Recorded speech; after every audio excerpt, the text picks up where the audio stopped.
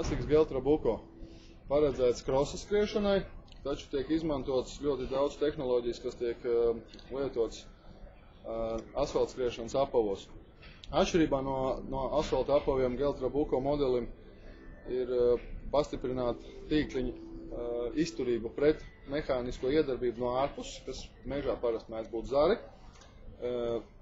Zole tiek veidot ar lielāku protektoru, kas nodrošina labāku saķeri, vairāk agresīvā vidē salīdzinājumā ar asfaltu, dažādi nelīdzenumi, kā arī mitrums, kas nodrošina skrējējiem pietiekami lielu stabilitāti.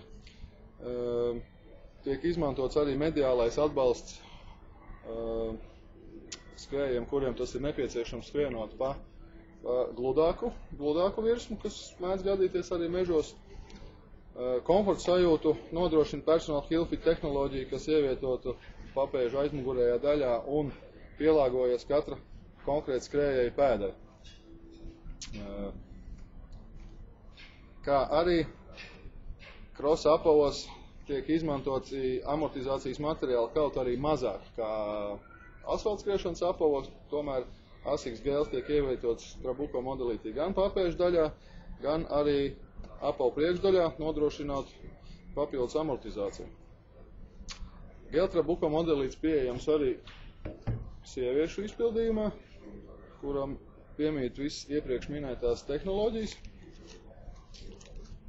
bet salīdzinot ar vīriešu apaviem, apavs tiek konstruēts mazliet šaurāks, ņemot vērā sievietes pēdu atšķirības no vīriešu pēdas, kā arī tiek ņemts vērā tas, ka sievietes pēdu piezemē mazliet vairāk centrēt nekā vīrieši, kas piezemē mazliet vairāk uz ārējo daļu.